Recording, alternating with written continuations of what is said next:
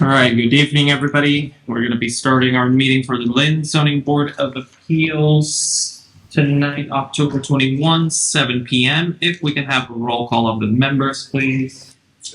Mr. Gilray? Present. Ms. Paez? Absent. Mr. Massey? Absent. Mr. Christopher? Present. Ms. Maggio? Present. Present. Mr. Olson? Present. Present. Ms. Crowitz? Absent. Mr. Lopez Hernandez? Present. Present. All right, we have a quorum. Before we get into tonight's business related to the minutes of the last meeting, are there any edits or any changes for the meeting minutes? If no, then I would entertain a motion to approve. All right, so moved from Member Olson. All those in favor say aye. Aye. Those have been approved. First order of business is our continued case from a previous meeting, case number 10122, 67 Laurel Street. I know we don't have to do introductions and a reading again since this is a continued case. One key thing is that the members that were present at the previous meeting were 5 members, of which 3 are currently here right now.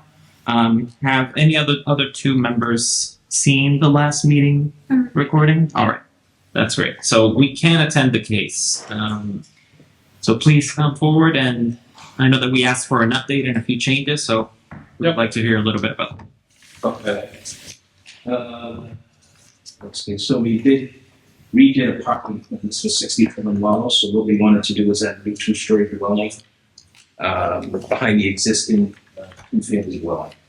And we relocated some parking, made some adjustments. So I'll get through it. What we weren't able to do was we wanted to try to move the new dwelling over to 15 feet. But when we decided to do that, we had an issue with the parking. So we thought the parking would be better to go with the parking. We took the parking from against the fence and we brought it over towards the buildings. And this way, I think it was Mr. Poole that said it was 5 feet away from the residence that's at 71 Laurel Street, because that building is like right on the property line. So after we did that, we have an area at the very back for some snow removal. And then towards the front of the building, we have a barrel corral. And so what that will be is just some 4-foot high fencing, and there'll be shrubs and stuff planted in front of that. And that can hold the barrels before they go out to be picked up in the morning. And then the other area we did was we were talking about pervious and impervious. So pervious area that we had covered is right about 20%. We do know that right now we don't have that on our plot plan, but because of the rush, I called up the surveyor. He gave me that indication that it was 20%. And then we can have that formally stamped by him and corrected after that meeting and put on the site plan. And those were the major changes that we did. And everything else, of course, stays the same. I don't know if everybody's seen the elevations, the front elevations and the floor plans. We have those here as well. But it's mainly all the work that's done to the site plan. Anything else before we move into questions or comments from the area?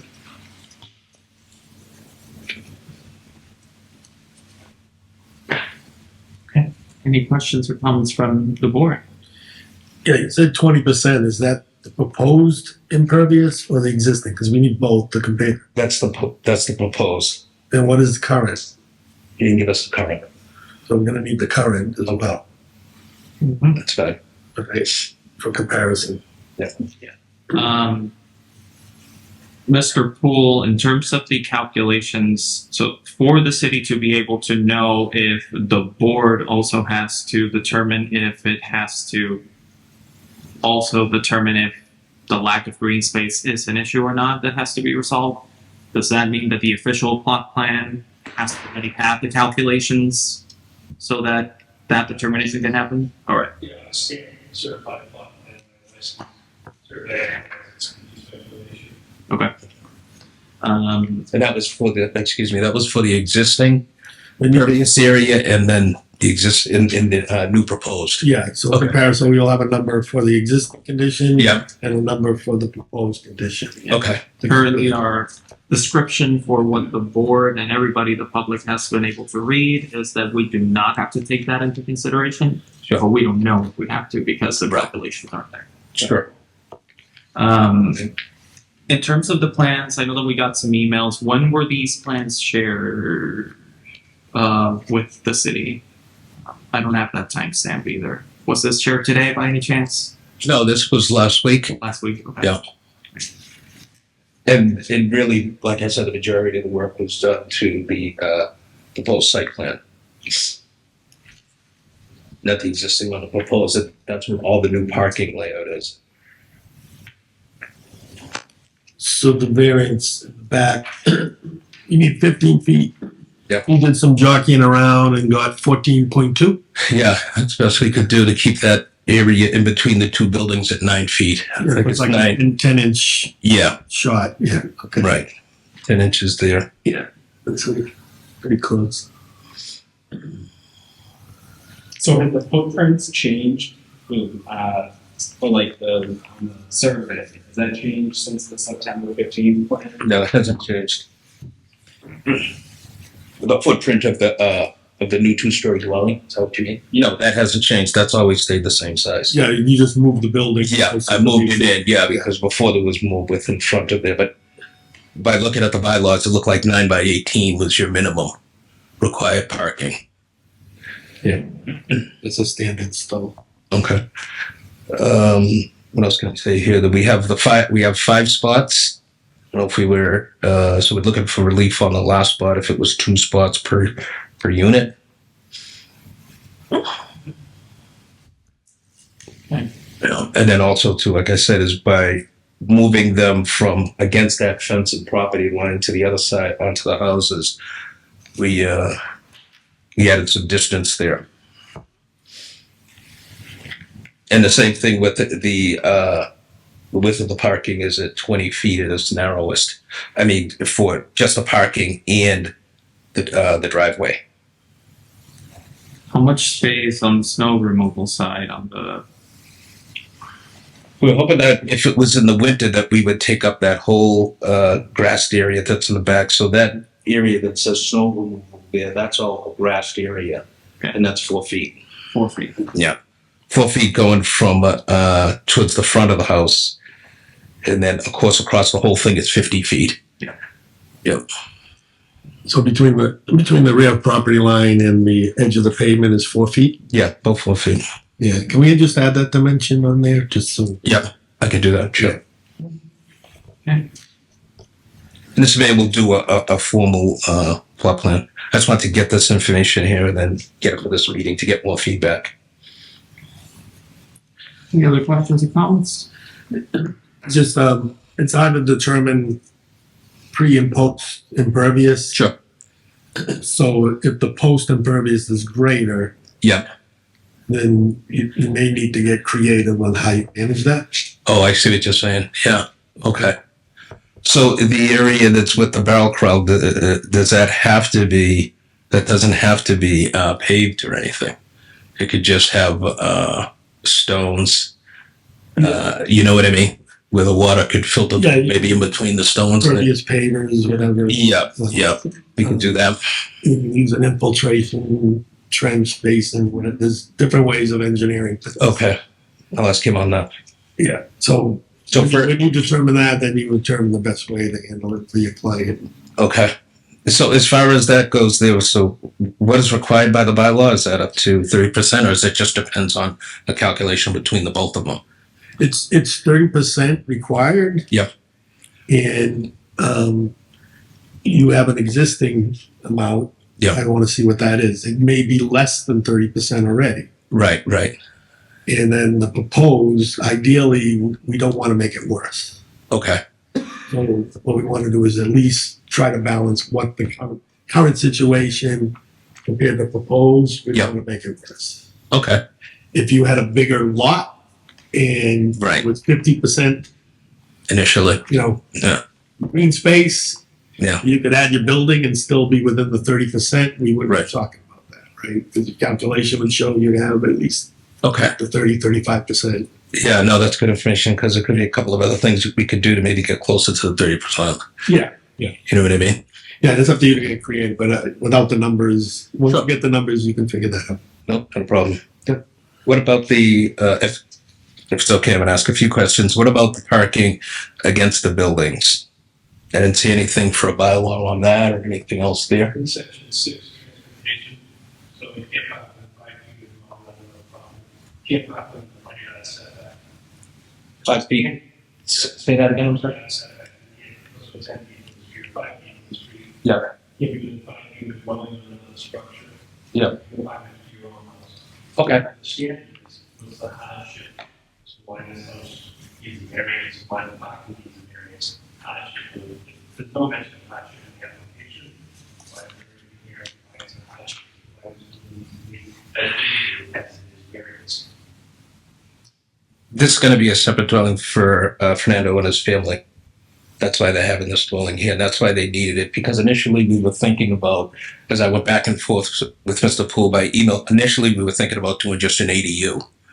But we just don't have the size, you know, for an ADU, meaning it's 900 square feet, it's not enough.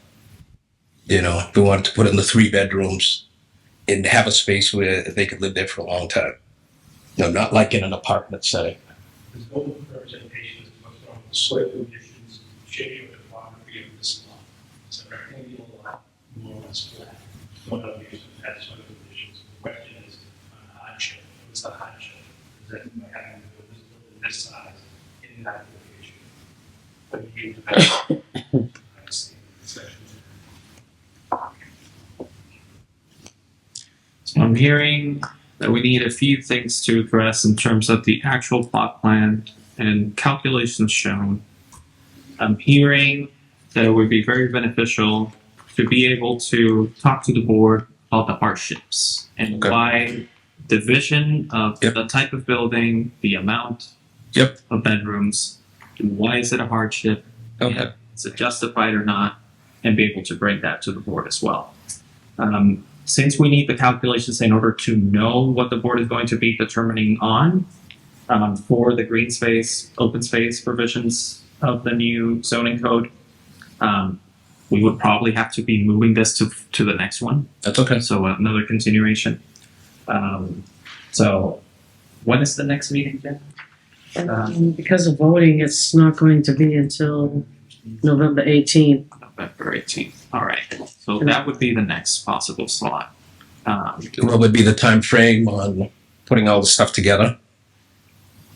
We'd have to do a week before? A Or? week before the actual meeting taking place. Okay. Yeah. So that the members can actually take time, read through it, be able to digest it. So, Yeah.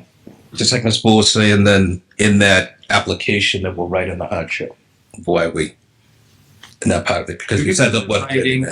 Okay. And if it can also just, we'll either read it, and if you can make the remarks also through the microphone, it's recorded and it's also on the record.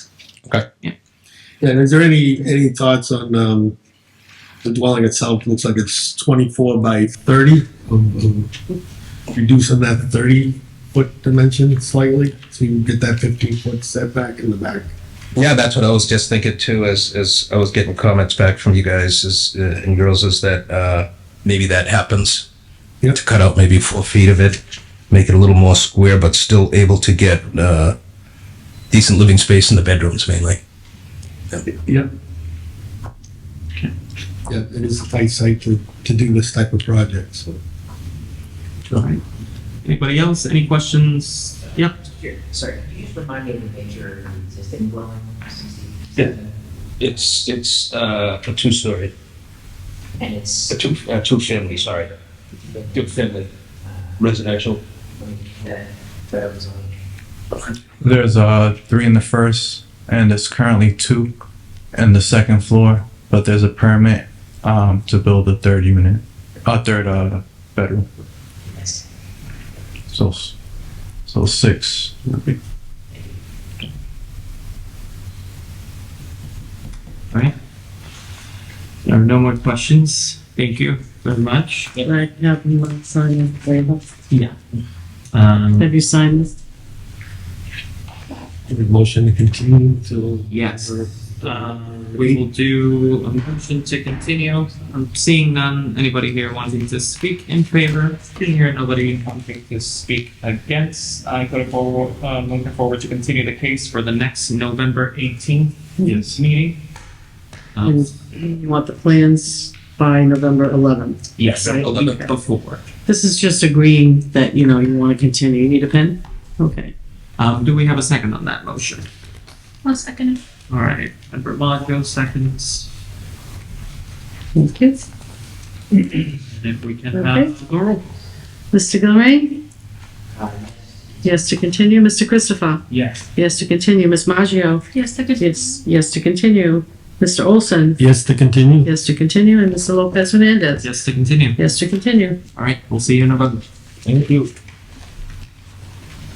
All right. Excuse me, sir.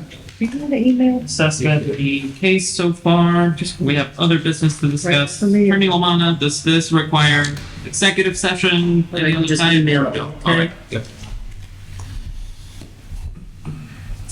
So as you know, this summer, there was a petition filed to allow rental cars to be parked on a vacant property on Federal Street. The board voted to deny that variance.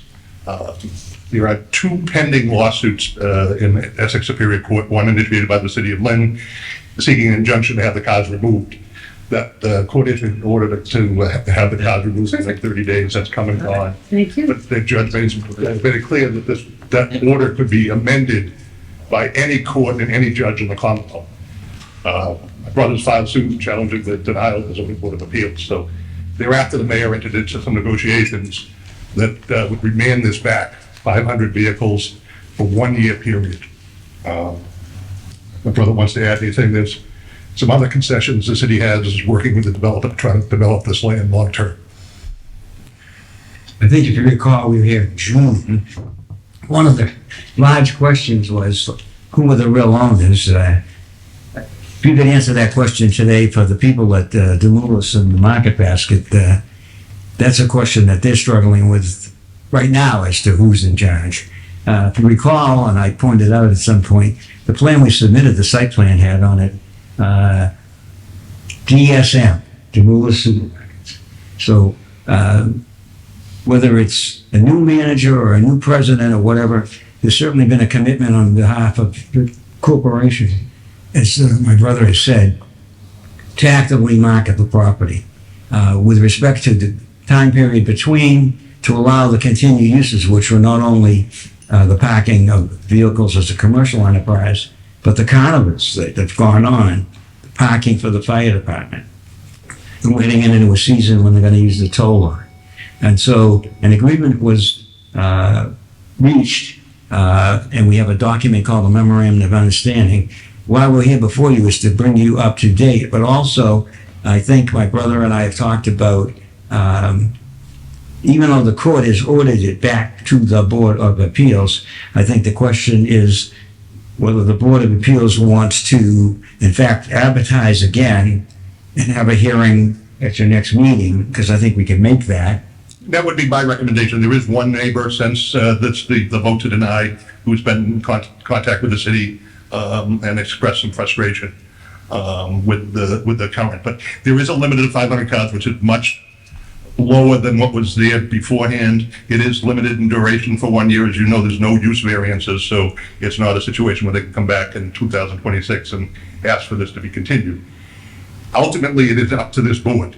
This agreement, the mayor does not have the authority, the EDIC or the planning department does not have the authority to change your mind. What I expect to have happen is that Jim Cardell will be here and he'll speak in favor of this 1 year agreement that does allow the carnival for the calendar year 2026, does allow the fire department to still park there, does require regular meetings with the owner and an independent real estate marketer to try to make sure that this property is actively being marketed. We will be checking, make sure there's 500 vehicles. The fire department has a drone. They're right next door. And we can make a phone call.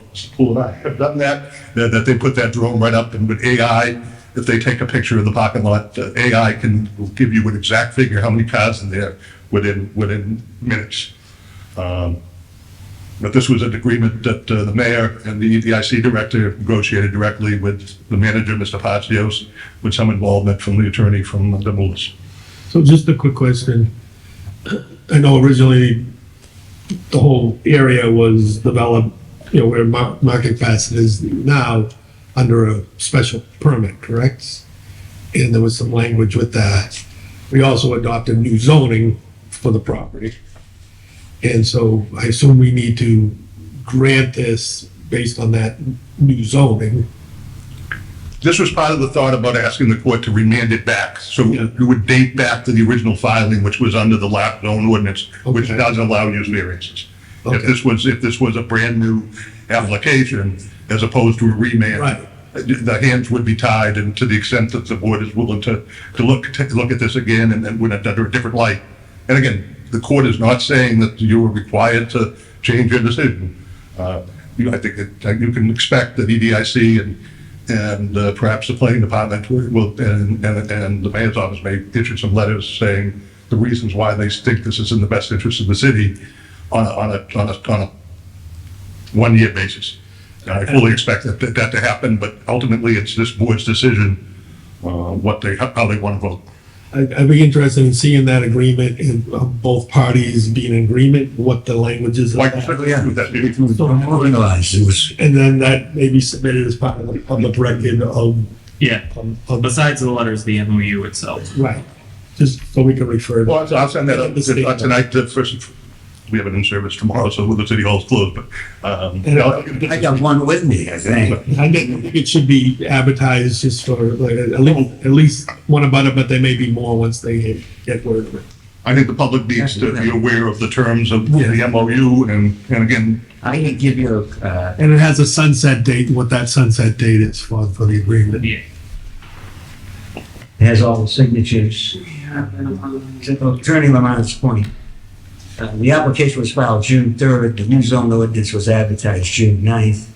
I won't say that that was a mere coincidence, but the old ordinance allows use variances. The old ordinance didn't prohibit non-accessory parking.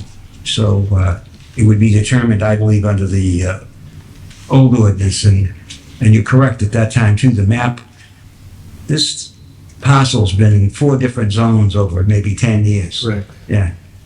But I think everybody understood that in the interim, it made sense to find a path forward that served the municipal purposes as well as the private owners first. Yeah, I think with the special permit involvement, I think it did involve that type of discussion and negotiation.